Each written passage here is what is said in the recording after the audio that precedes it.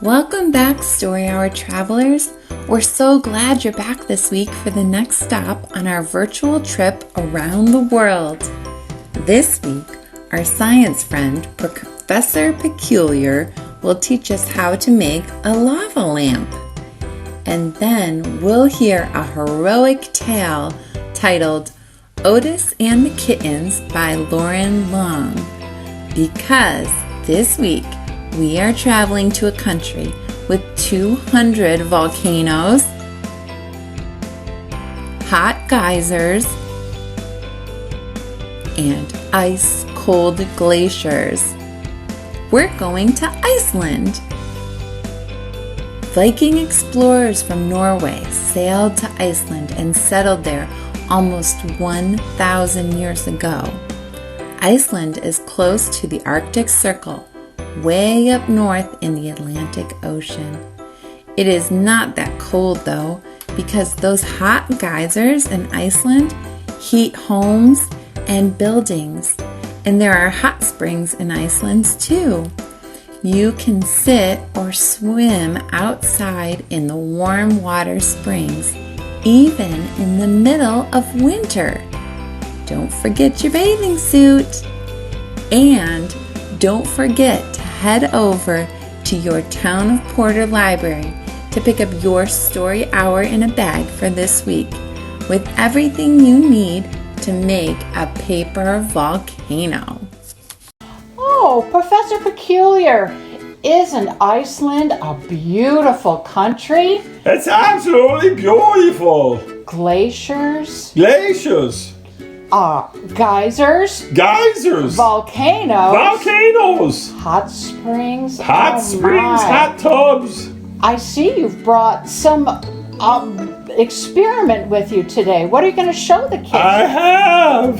What are we going to make? We're going to make a lava lamp. A lava lamp? Yes. I thought that went out with the 60s. No. I see. So did I.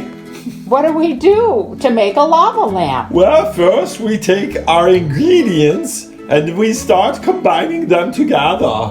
What's in this? What's in that bottle? This is oil. Oil? Yes. Is that all we need to make a lava lamp? No, what else do you need? We need H2O. H2O. That's water. Water. Okay, add a little bit of water to our lava lamp. A little bit of water goes a long, long ways. I see you've put down some protection for the table. Always good when you have a light-colored table. I see. Well, I see that the water is kind of sinking It's to the bottom. separating. Don't water and oil mix? No. Okay. Oil and water do not mix well. Let's add a few drops of that lovely kind of crimson color. Beautiful colors we will make. And it's lava, so it'll be what color? Well, whatever color you're adding to it.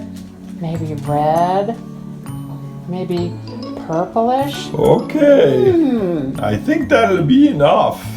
Now, as I recall, lava lamps... It's kind of boring right now. Yes, it is boring. Do you have anything else you can add Let's to it? spice it up. Spice it up. What do you have there? Antacid. Antacid? Yes. She's married to Uncle Bass. I see. Antacid. Oh, you're so funny. Oh, let's see. You'll see how funny I am. Oh, the effervescent. Goodness, I have to get down here so I can really see. Isn't it this wonderful? lava lamp. It's wonderful. Oh, let's see. We'll stir it up. Oh. Well, that'll add. That's exciting. Yes, it will. Let's go on the blooper reel. Professor Peculiar, this is one of your most interesting experiments. Now, if I touch that lava lamp, will it be hot like lava? No. It's not hot. Oh my. What a wonderful, I wonder how long this thing would go on. Forever and ever and ever until the effervescence is gone. Okay. When you say effervescence, do you mean it was Alka-Seltzer?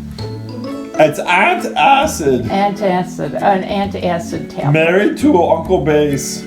Okay. My goodness, Professor Peculiar, you have the most interesting sense of humor. Oh, thank you. Thank you for entertaining the children today. I'm always fortunate to come and entertain children. Oh, yes. And here we are in Iceland, and there is Professor Peculiar. Bye-bye. Waving goodbye. See you next time, kids. Otis and the Kittens by Loren Long. It was hot and dry on the farm where the friendly little tractor named Otis lived. Otis couldn't remember the last time it had rained. Farmers all over the valley grew more anxious day by day. Water was in short supply. The ground was hard and the corn stalks were half as tall as they should have been. Otis spent his afternoon out in the sweltering fields with the farm hands baling straw. Once the load was full, with a puff and a chuff, Otis would pull the wagon into the old barn down by the bend at Mud Creek. The farm hands would use a pulley to lift each bale up into the loft, where it would be stored for the long winter to come. When the sun had gone down over the hill and work was done, Otis was ready to sit in the shade and rest. But not Otis's friend, the bull. The bull liked to stand in front of Otis and snort and snarl and huff hot air. 2 snorts, a snarl, and a huff. All the animals knew what that meant. The bull was challenging Otis to a tug of war. Otis smiled. His friends were always eager to play, even after a long day of work. One duck wound the end of the rope around a bull's horn. Another duck looped the other end around Otis's steering wheel. The animals then took sides, grabbing on any way they could. Everyone pulled and tugged with all of their might. Eventually, Otis would ease up a little. He didn't care much about winning. He just liked having fun with his friends. One afternoon, when everyone was up under the shade of the apple tree, Otis spotted something moving down in the field. It looked to be an orange tabby cat. Where did she come from? Otis wondered. He watched as she ran toward the old barn, and there he saw something that caused his engine to sputter. A swirl of smoke. Otis raced to the barn with the animals following behind. They discovered flames coming from the loft inside the old barn. A fire! The barn was filled with brittle, dry straw, and Otis knew it wouldn't take long for it all to burst into flames. Just then the tabby cat appeared in the barn window. With a put, puff, puttity chuff, Otis rushed into the burning barn. Inside, the flames were growing, and smoke was forming a dark cloud. The cat was pacing back and forth high above on a rafter. Otis chuffed for her to jump down, but the cat wouldn't budge. Instead, she stared down at Otis and belted out the loudest meow Otis had ever heard. What was she trying to tell him? Suddenly, Otis heard a tiny meow from the hayloft, and then another tiny meow, and another, and another, and another, and another. At once, 5 furry little heads popped up and stared down at him. Kittens. As flames blazed overhead, Otis stood on one hind wheel and stretched to the edge of the loft. To a chorus of tiny meows, one by one, the kittens hopped down. The farm animals cheered as Otis emerged from the burning barn with kittens all over him. But as soon as Mama Cat counted their little heads, she meowed frantically back at the barn. This time Otis had no doubt what she was saying. How many more were still in there, he wondered. By then the top of the barn was engulfed in flames, sending large plumes of smoke into the sky. Otis was afraid, but he gunned his engine, screeched his tires, and dashed back into the burning barn. Inside, the heat was growing worse, and it was hard to breathe. Otis revved his engine, and one last little head popped up, trembling from fear. Otis puffed a gentle chuff, and the kitten climbed down on top of him, hopped to his seat, leapt to the floor, and scampered out of the barn to safety. Outside, the animals cheered when they saw another kitten emerge, and they watched for Otis to follow. Inside, the flames spread by the second. Otis wheeled around to see if any more kittens were left. The old boards of the barn's floor creaked, buckled, and moaned. The walls popped. He couldn't wait another second. Just as Otis spotted the exit and raced his wheels to leave, there was a giant crash. The floor collapsed, and Otis plunged to the darkness below. Outside, the animals held their breath, waiting for their friend to emerge. Inside, Otis couldn't move. He had fallen into the cluttered lower level of the old barn, and he was covered in dust, debris, and broken planks. Stuck in the hole with the fire raging above, Otis could hardly puff a breath. Then he heard the siren of Fire Chief Douglas and the fire engine. The farmer pulled up, and Otis heard him rounding up the animals. Help had arrived. He knew he'd be fine until he heard Fire Chief Douglas holler, "Sorry, farmer, the creek's gone dry in the drought, and the water supply's too low to save this old barn. As long as everyone's safe, we'll have to let her burn." Underneath the pile of broken boards and dust, Otis couldn't see a thing or move a gasket, and his heart sank deep inside his engine. The animals had grown wild with fear. The farmer counted them one by one. They were all safe and sound. He couldn't figure out why they were acting so crazy.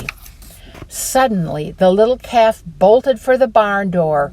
Her friends followed right behind. Inside the fiery barn, they spotted Otis, stuck down in the hole, covered in boards and dust. His engine was barely running. How could they ever get him out? The bull looked up at the rafters and down at Otis. He stood in front of the hole in the floor and snorted and snarled and huffed hot air. Two snorts, a snarl, and a huff. The animals knew just what that meant. One duck grabbed the pulley rope and wound it around the bull's horns. Another duck flew into the hole and hooked it to Otis's steering wheel. The bull snorted and tugged and snarled and pulled, but Otis didn't budge. The horse and the cow grabbed the rope behind the bull, and together they snorted and tugged and neighed and mooed and pulled, and Otis teetered ever so slightly. The little calf jumped in and tugged and bawled and pulled, and Otis raised a bit more. The puppy grabbed the rope behind the little calf, and with a fierce "Arf!" tugged and pulled and growled as Otis inched forward. And then came a piercing meow and the sound of Fire Chief Douglas shouting, "Holy moly! Otis is in there! Hold on tight, everyone! I'm here to help!" Fire Chief Douglas grabbed the end of the rope and tugged and pulled and tugged. All together, the animals and Fire Chief Douglas lifted Otis higher and higher until he was suspended above the hole. The ducks swooped in and pushed him over the edge of the opening to where they could lower him to the floor. Together, everyone pulled the dust and ash-covered tractor out from the burning fire just as parts of the barn began to fall. Then Fire Chief Douglas and his men hosed off Otis and wiped down his frame. The cool water revived Otis, and everyone cheered when they heard a faint puff, puff, puffity puff. It was music to their ears. The kittens jumped up on top of Otis and crawled over him. Fire Chief Douglas laughed and said, "Farmer, what say we adopt these kittens and their mama? They'd make a mighty fine addition to our firehouse family." Otis puffed a happy chuff. He couldn't think of a better home for his new friends. And that's the end.